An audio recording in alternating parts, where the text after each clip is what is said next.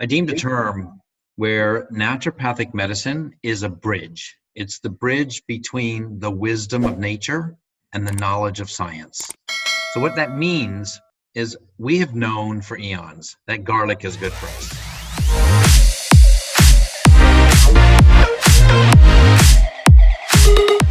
Hey everybody, welcome to Stamp of Approval. Thank you for joining us today. You know, during the pandemic, we're providing many podcast episodes with a variety of topics with some of the very best professionals in their fields so that we can help you during these uncertain times. We will get through this. You have to create a plan for yourself, your business, and take action. I'm Kristin Stampini. My husband and I own multiple small businesses. In 2017, we opened our virtual assistant business where we help small business owners hire, train, and staff administrative assistants at a very affordable price. We have a real estate business, and my real estate career actually began during the financial and real estate crisis back in 2007. And during that time, I was personally bankrupt and broke. Over the years, we were able to build a $1 million real estate team, and currently we have a small real estate team, a real estate brokerage, of course our virtual assistant business, a real estate investment company, and I'm a real estate coach for the Craig Proctor Systems. So today I'd like to welcome Dr. Mitchell Kershner. He's a naturopathic doctor, and he's been in the health field for about 32 years. Having completed nutrition work and going on to receive his license for massage therapy, he realized there must be a profession combined with the two fields of healthcare along with his interest in exercise. That's what led him to seek and find naturopathic medicine. After graduation, he started a private practice in New Mexico, then was offered to instruct at the satellite campus of the University of Mexico in the nursing program biology science department. His instruction began with teaching nutrition, and then he taught anatomy and physiology, and also taught exercise physiology to the massage program students. Family and a desire to pursue more education in the culinary world is what led him back to South Florida, where he currently resides today. He has the skills to teach and motivate people to learn as a result to his passion for health and human body. So today we're really going to dig in to different things that he recommends and topics of what people are going through and how we can get through these uncertain times. So welcome, Dr. Kershner. How are you? I'm doing very well, thank you. Thanks so much, Kristin, for having me and for having this podcast. And, you know, I know that some of your purpose behind this is really just to lend a helping hand. That's right. That's right. We'll be going through some of that today. Like, I'm just so thrilled to do the same thing. Yeah, and I love that you have decided to come on here and to also offer, you know, to people during these uncertain times, to offer to people, you know, what you have, obviously with so much education and experience. It's going to be amazing. So why don't we dig right into there? I think one of the things that I loved that you were talking about is, you know, organized home, organized mind. And why is that important today? If I may, I'm going to take 1 minute here and Sure. give you my interpretation of what naturopathic medicine is. So Absolutely. You'll understand, and the listeners will understand, where this conversation is coming from. I deemed a term where naturopathic medicine is a bridge. It's the bridge between the wisdom of nature and the knowledge of science. So what that means is we have known for eons that garlic is good for us. Right? We've been eating it, we've been rubbing it on us, we've been all kinds of things with garlic, same with cayenne and ginger. These so-called kitchen spices have medicinal value, the wisdom of nature. Now, where we bring that together is the knowledge of science.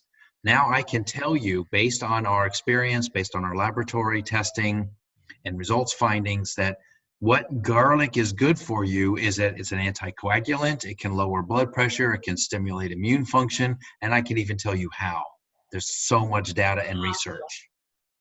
So that's where I say, when we say something like just breathe, right? Breathing has a list of physiology behind it. If I just said, do you breathe? Well, we all know it feels better when I breathe. But if I sit here and tell you, you know that 3 deep breaths can lower your blood pressure, can alter your blood pH, can literally dilate your pupils to allow them to relax. All this from 3 deep breaths. Wow. This is how we combine the knowledge of science with the wisdom of nature.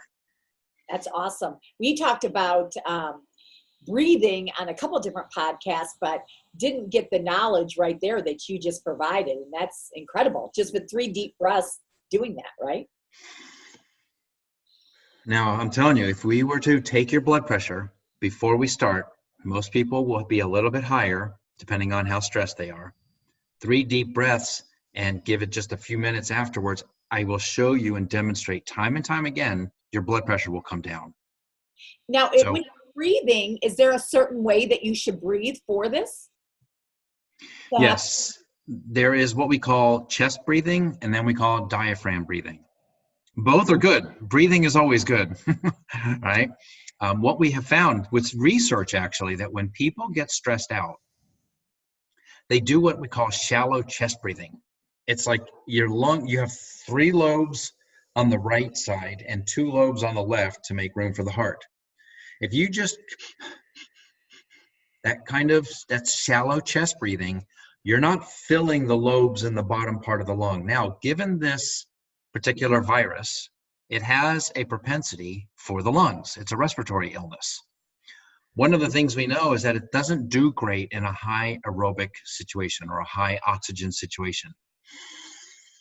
Deep breaths, not only from the chest, but also from the belly. You know how you can push your belly out, you're inflating your belly. What that's doing is it's causing the muscle of the diaphragm to pull the bottom lobes of the chest down, the lungs, and inflate those as well. There are other bacterial infections that have a draw to the lungs, but they're what we call anaerobes. And anaerobes meaning that they're some kind of a pathogen that does not do well in a high oxygen environment. Anaerobic. That's why if you go to aerobics class, you're working hard, you're breathing hard, you're taking in more oxygen. That's why we call it aerobics. Deep breath, hold for a few seconds, gently let it out through your pierced lips, and watch your blood pressure come down. Now, the other feature to deep breathing properly is literally, and we've done this too, we can alter your blood pH. When you're stressed and you're not breathing properly, you're doing chest breathing, shallow chest breathing, your pH becomes more acidic. We can measure this time and time again. That acidic environment actually makes it more stressful for the body. Wow. So something as simple as these deep breaths not only lowers your blood pressure, but can alter your blood pH. And this is all stuff that is, we like to say in science, in the world of science, it's something that can be reproducible. Reproduced, replicated, and proven. These are simple things. So that is one way, Kristin, that I like to demonstrate how naturopathic medicine is that bridge. We want to tell you, go and sit outside, get fresh air and sunshine. That's the wisdom. Now the knowledge is, do you know that vitamin D? Well, vitamin D, we have it in our body, but it's usually in an inactive state. Sunshine with the UV lights, and we're not talking hours here. I mean, this can happen anywhere from 15 to 30 minutes of sun exposure, activates your vitamin D. Now, in the nutrition world, vitamin D it's kind of a misnomer because it has certain activities that match that of a hormone. So vitamin D, hormone D, kind of they both have activities, but it's inactive until you get some sunlight. And again, fair-skinned people, 15 minutes a day. A little bit more, your olive skin, darker skin, 20 to 30 minutes a day. That's all you need. So let me ask you a question, because talking about vitamin D, I love it, because for me, when I went and got it tested, at Hippocrates, it was a 17, okay, where I started. Now I live in South Florida, okay, Mm-hmm. but I've Yeah. also had, different skin issues because of the sun. So I've Sure. tried to stay out of the sun. So it seems like it's a catch 22. So one of the things that I did is I took double dosage shots of vitamin D. Okay. And then obviously to try to get it up. Right. So I think it was after 4 dosage of double D shots, I got it up to like 35. Okay. Because I know how important vitamin D is, right? It can make you depressed. A lot of That's different right. things, right? That's right. Vitamin D. Well, But it also, let yeah. me just explain the D shots, just like a D supplement, they're okay, but there's something missing. It's like I like to use the example of aspirin. Have you ever taken an aspirin? Sure. Do you know where it came from? Do you know that it was originally extracted from the willow bark? There's a willow branch, a willow tree that grows near streams. And I've done this. I've actually harvested it, where you chop off a couple of the limbs, you peel the bark, and then you dry it. And then you can either pound it into a powder or put it into a tincture or just put it in and make a tea out of it. Well, that's where aspirin originally came from. It's called salicylic acid, which is the active ingredient in aspirin. Laboratories today, science, they just figured out a way to make salicylic acid. But you'll notice there's a side effect to taking too much aspirin. It's called stomach ulcers. The only side effect to drinking too much willow bark tea is having to go to the bathroom a lot, because there's a lot of protective mechanisms in the rest of the bark rather than just the acid, just that extract. With the vitamin D, the other thing is there are things that are going on with the sun hitting your skin. Now, we talk about skin issues. One of the things that we have found over the last 40 to 50 years is as we have become more industrialized, we are spending more time indoors. Then we go out on the weekend to try to get some sunshine or do something outside. And just going from your house to the car, or from the car to a building, it's something, but it's not the same as sitting outside 15, 20, 25 minutes. And if you do that regularly enough, we actually have a little cell in your skin called a melanocyte. Melanin, you might have heard of. Melanin is what gives your skin that color to it. Well, melanocytes are the cells that give you that melanin, which acts as a sunscreen. But you don't activate them if you only go out in the sun once a week. So if you're sitting indoors all day long, every day, except for when you're going to your car or going to a store or whatever, you never really give the cells time to get active. Going outdoors on a regular basis, 10, 15, 20 minutes, like we used to, is enough to get the cells going. Once they start producing their melanin, telling you it's the internal sunscreen for our bodies, but it doesn't happen once a week. So lack of vitamin D does what? Well, like you mentioned, vitamin D is required and necessary for a variety of things. One is normal good bone health. It does play a role in mental health. That's why you ever heard of SAD, seasonal affective disorder, or seasonal affective disharmony? I like to call it a disharmony, because you go outside, you get a little fresh air and sunshine, and you do a little activity, and all of a sudden you're not sad anymore. There's also standard American diet, but that's another part of the conversation. But vitamin D also acts like a hormone, which means it stimulates other pathways. It helps with calcium activity in the bones. Calcium is also required for muscle activity. Calcium is also required for normal heart function. So there's all these. See, the thing about a hormone is that there's a whole cascade of events that happen here. It doesn't do just one thing. That's why I always tell people, if you're thinking of doing hormone replacement therapy, you need to work with a professional. Do not try to take this on yourself. It's such an interactive system in the body that people think, well, I read this article and I'm just going to go do some, progesterone cream. Yeah, just be careful with that. Same thing with vitamin D. So where do you think the vitamin D level should be? And what percentage of people are deficient of vitamin D? You know, I got to tell you, Kristen, I get those kind of questions. And I always tell people, do you ever notice if you go to 2 different labs or 3 different labs that they have different ranges? Oh yeah, like Hippocrates is really high. I mean, they want 70 to 100, which is extremely high, where others are talking about 35, 50 or whatever. So I'm just curious for your opinion, because you're exactly right. And that's why I even asked that. Yeah. When I answer this kind of questions, when someone says, well, how much water do I need? How much vitamin D do I need? How much calcium do I need? I don't know. Yeah. Your body knows. If you're taking in the right stuff, your body will know. If you're not interfering, I'm telling you, you look like you're on the slightly more lighter skinned tone. I am. If you go outside for 15 minutes a day, take a break, have a cup of tea. I've made a routine out of these last couple of weeks, which we're going to get into why this has been such a great time in our life, really. But I've been making a point of at least 5 days a week to go about 2:30 or 3 o'clock in the afternoon. Now it's going to be like 3 or 3:30. Just go sit outside for 30 minutes. I have a darker skin complexion, but I sit outside. I didn't start with 30 minutes. I started with 15. Then I went to 20. Then I went to 30.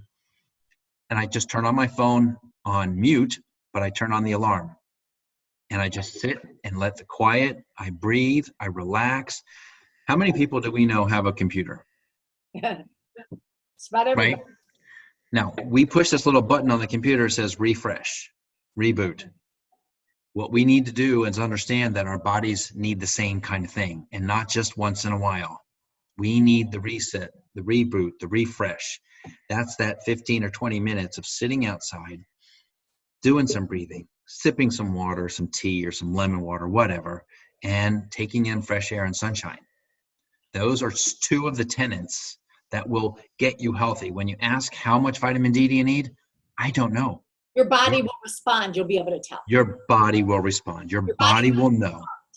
That's right. It Now, responds the very whole, well, right? if you look at the levels and the rates and increase of skin cancer, notice when it really started with the industrial age. As we were spending more time indoors and then would go out for those occasional weekend warrior type of things, we started noticing an increase in skin cancers. Right? And an increase of other cancers as well, but we'll stick with the skin for right now. By not giving our body the time to prepare, to protect, we then expose it and make it vulnerable. And that ties right into our conversation with today, Kristen, how are we dealing with this? You know, when I like to use the reference, do you see the cup as half full or half empty? Right? And I ask people, what's the difference? If it's the same level of fluid, is it half full or half empty? And I like to say, it depends on, are you filling it or are you emptying it? If you're drinking from it, it's half empty. If you're filling it, it's half full. I love that. Okay. Now, how are you filling your cup these days in this time? See, we call it a crisis. I call it an opportunity. My cup is half full. I just launched my new website, new brand, new logo. Like you said earlier, this was a time when you just started your business, having been broke. This is a time when people are given the time to take a good look at their life, to really reflect. I shared something. I was thinking about it this morning, knowing that we were going to talk, and I thought, what is this whole thing? We're being quarantined. Well, you can call it that. I mean, I don't have to stay in my home. I could leave. I can go to the store. I can go get gas. I can go take a walk someplace. But we're being told to stay in. To me, that's the cup half empty. If I wanted to say the cup was half full, I would think of it more like I'm being given the chance to refresh, to relax, to kind of rejuvenate myself and come up with some new ideas of what I want to do here, where I want to go with my life. We're being given this opportunity. This is a time, and the beautiful part of this, first time in human history that we know of, that everyone on the planet is in the same boat. That's right. The one thing that I love about this, and I'm going to say this, I love this about this virus and this opportunity. The virus is doing something. It's trying to teach us something. Did you notice that the virus doesn't care what gender you are? It doesn't care what religion you are. It doesn't care what border you live behind. It doesn't care. What it's showing us is that we're all human and we're all in this together, all around the globe.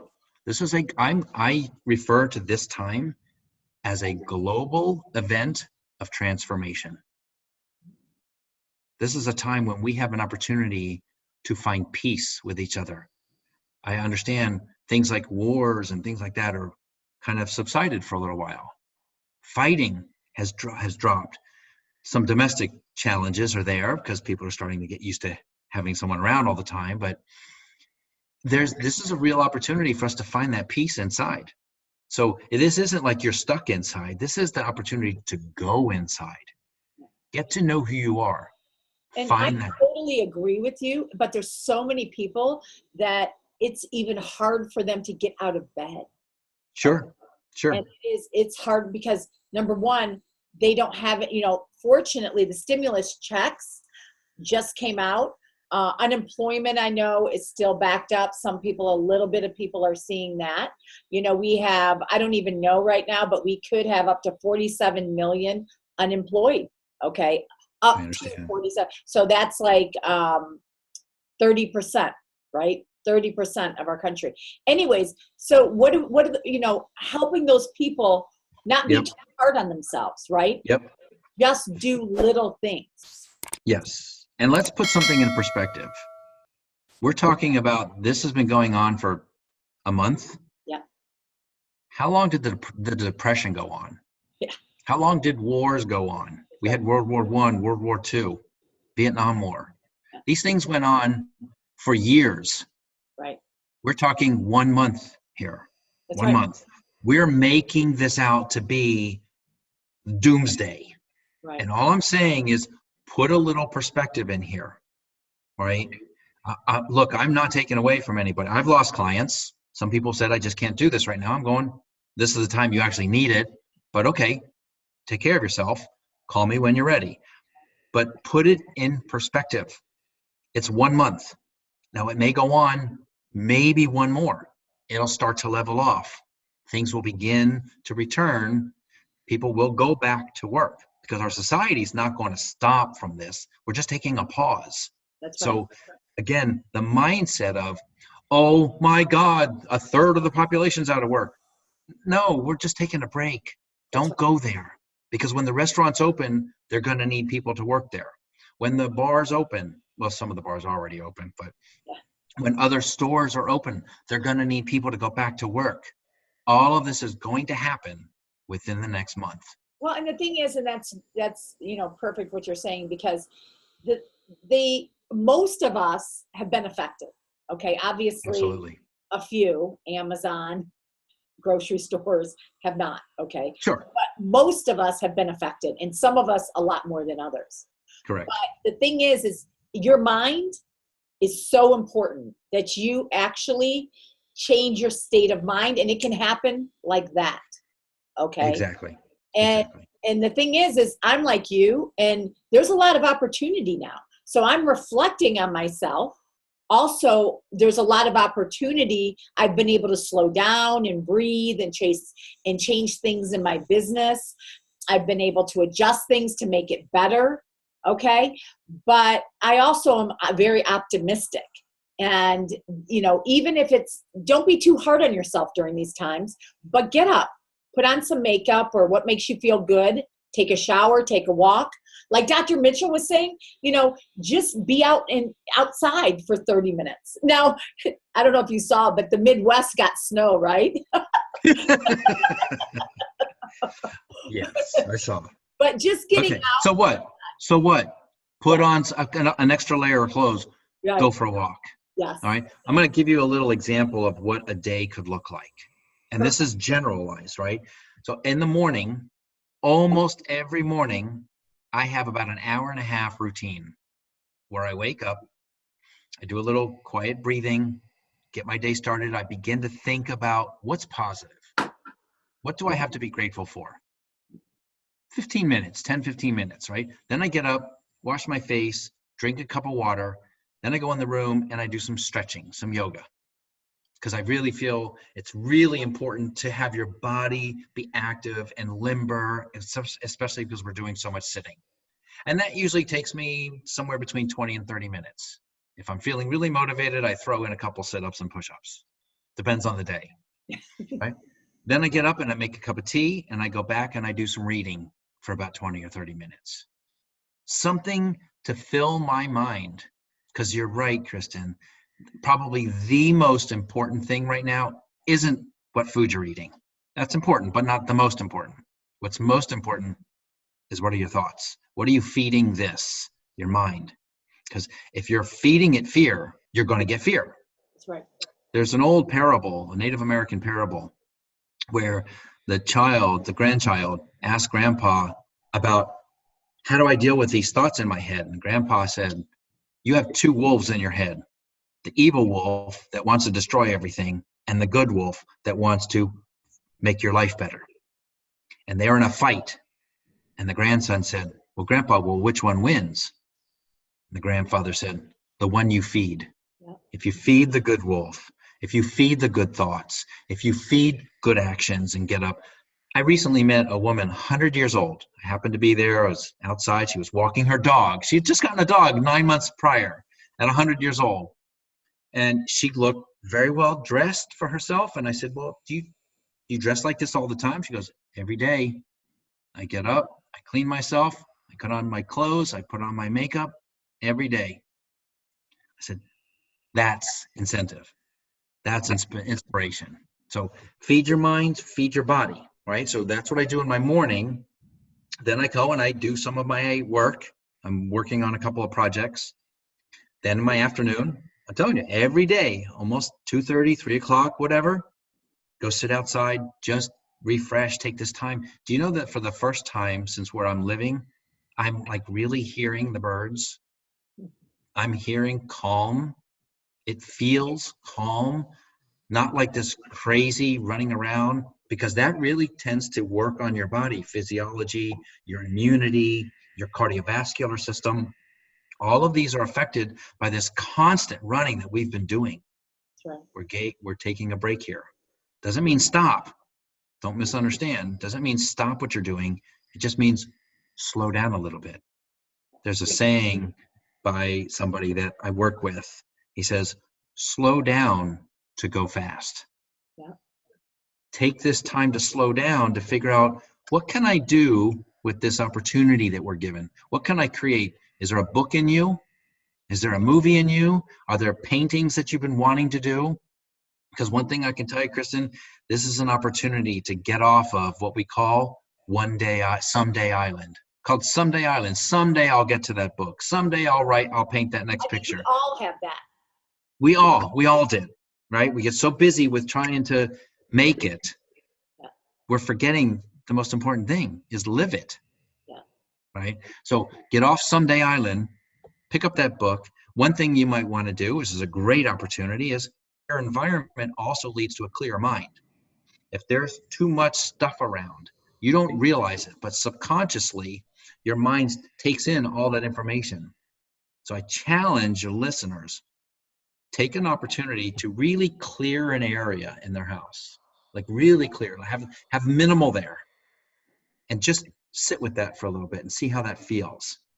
And then think about that drawer you've been trying to duck away from, or we call them the junk drawers in the kitchen or whatever, right? Everything goes in there that can't find any place for anything else.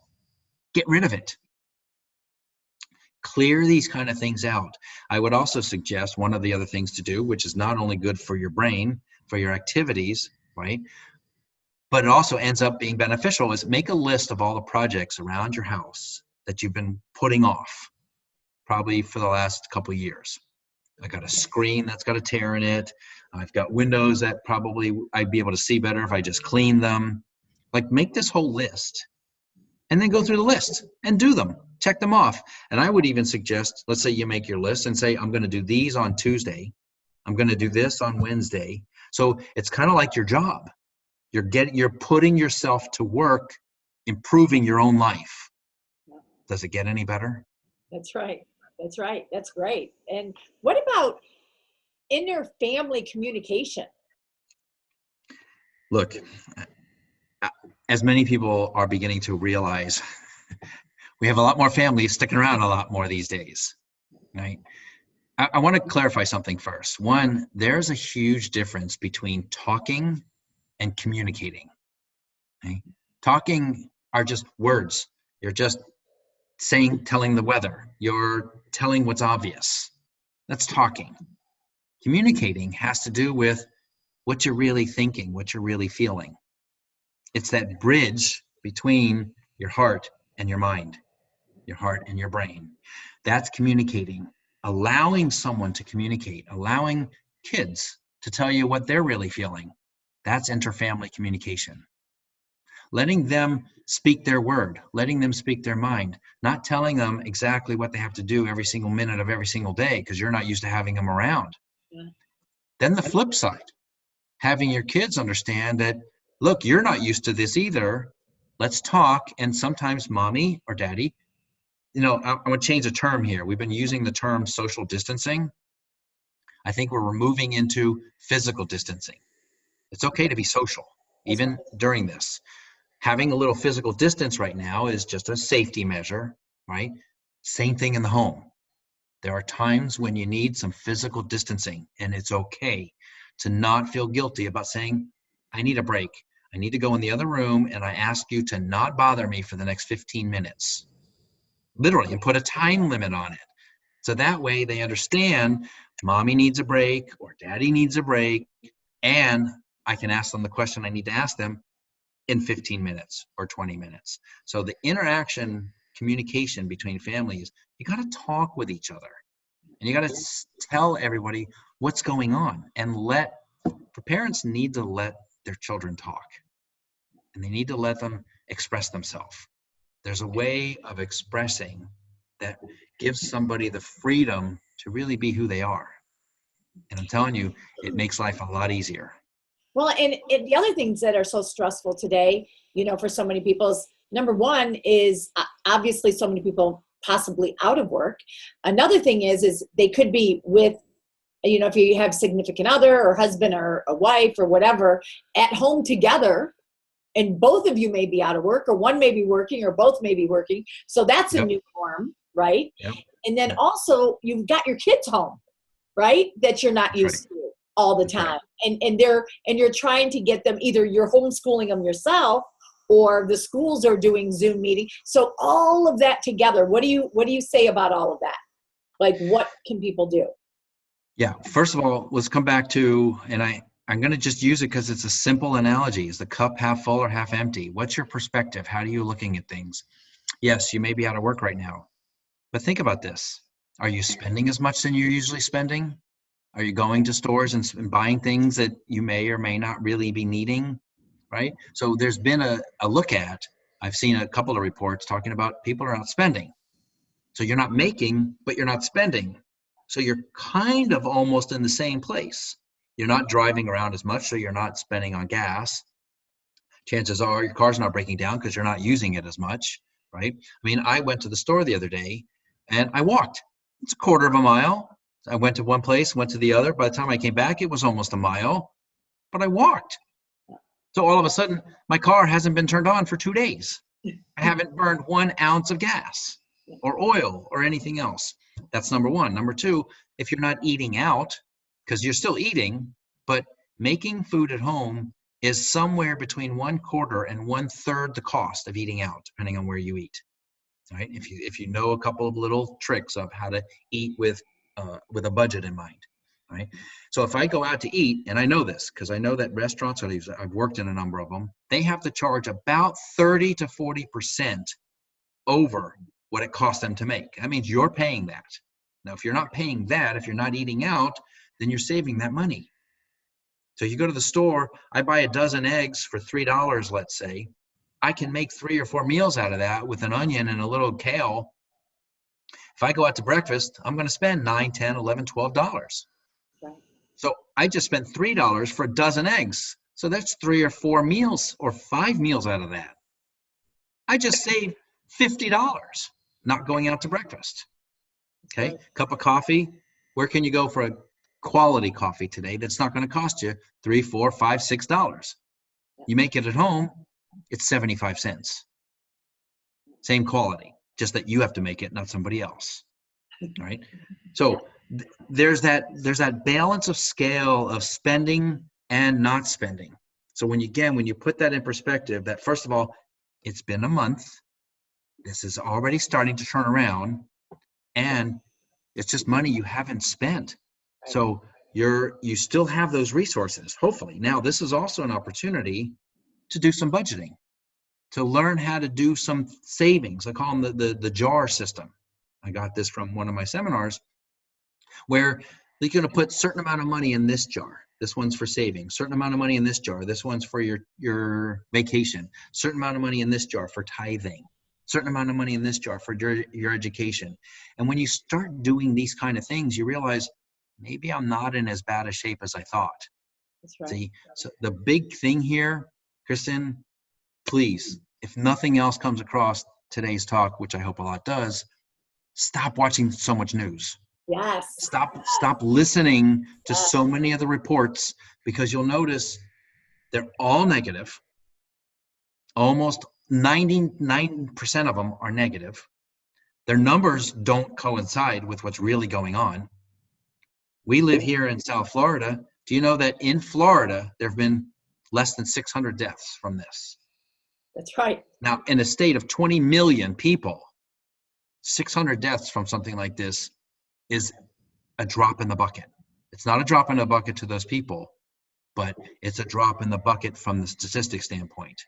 Get a sense of reality. All right. Use physical distancing. So I'm going to leave you, not leave you, but I'm going to share something. It's called CYB. CYB. First of all, cover your butt. All right. Cover your butt means take the proper precautions. If you go out, keep a little distance between you and other people. First of all, get over the fear.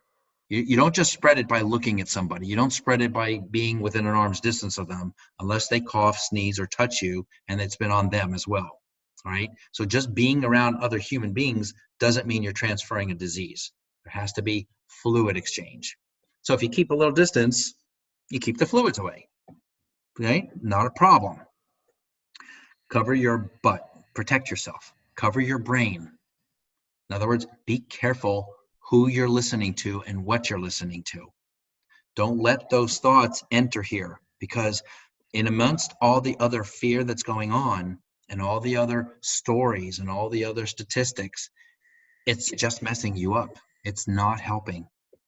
So cover your butt, cover your brain. The third is count your blessings. If I ask you to look to the right and focus on something, or look to the left and focus on something, can you do both at the same time? No. So to the right is all the fear and the news. To the left is the fact that you have a home, you have a roof over your head. I guarantee you nobody's going to come and throw you on the streets, not anytime soon, right? So you've got a roof, probably open the refrigerator, there's food in there. You flip a switch, there's lights that are going to come on. Count your blessings. You turn a little knob and water comes out. Count your blessings. If you focus more in that direction, I'm not saying ignore the right. I'm just saying spend very little time over there, but focus on your blessings and take that in. If you let that in, people say, what can I do to build my immune system? I'm going to tell you one thing, the best thing you could do is stop tearing it down. You tear it down by stress. You tear it down by junk food eating. You tear it down by sedentary lifestyle, by sitting around too much. You build it by positivity. I'm not saying ignore. I'm just saying it's all about percentage, right? 5% pay attention to what's going on. 95% take care of yourself and your family and your community. Yeah. That's the best thing we could do for this. That's great recommendations. So for what do you do exactly? Like if anybody wanted to, learn more and everything else, what do you do? What are your services that you offer yourself? Especially during these, uncertain times as well? Sure. First of all, they are certain. Yeah. They are certain, right? We will get through this. I agree. And we'll come out stronger. Yeah, I agree. To me, what's certain about this is for this one moment in our history, again, this is an opportunity to see that we are all equal. Every single one of us, gender, race, religion, creed, whatever. So what I like to do is I go into companies or corporations and I give talks, health and wellness. I'm an integrative health and wellness educator. That includes dietary, lifestyle, like the conversation we're having here, doing things like teaching the benefits of ergonomics, the right chair, the right computer, the right keyboard. I mean, there's all kinds of things that you can do to improve your health where you spend more time than any place else, if you think about it, right? You spend approximately, the average person spends about 40 hours a week at work. And of those 40 hours, how much time do they spend in their chair, sitting at a desk, behind a computer? So there are ways to make that a healthier environment. Yeah. I do that. I've written a couple books. I've got a couple more coming. One of them is actually a children's book. And I'm going to show you the title. I don't know if you can see it very well. This is our Spanish version. Can you see that? Yeah. How exciting. The title in English is called Tooth Ahoy, Pirate Pete's Voyage to Healthy Teeth. It's not really about teeth. I mean, it is, but it's not.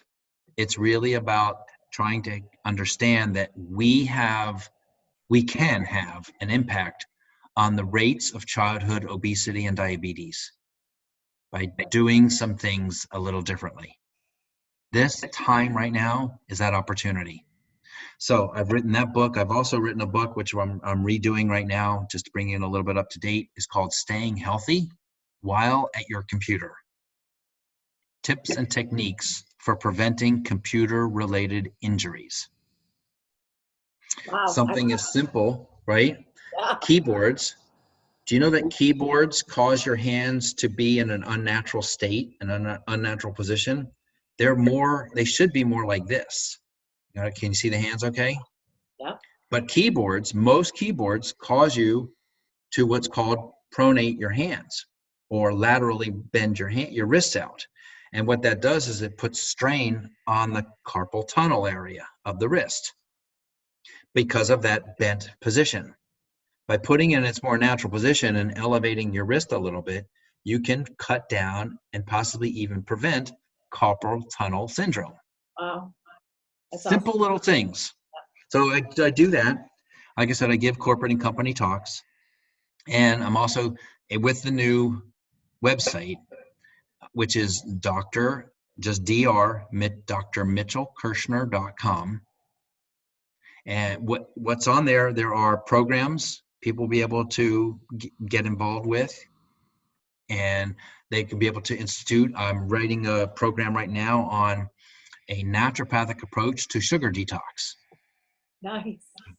One of the things, because people are saying, well, I don't usually eat dessert, but during this time, I'm going to let myself eat dessert. Well, okay, but you're setting yourself up here. When we come out of this, we're all going to need some cleansing and some detoxing. Yeah. Right. So I've also written a program for a seasonal detox cleanse. In other words, 4 times a year, based on history. If you look at traditional Chinese medicine and you look at Ayurvedic medicine, these are 4,000 and 5,000 year old medicines. You think they got it right after all that time? You think they got some hints on how to do things a little differently? We hope so, right? After 5,000 years, they probably figured a couple things out.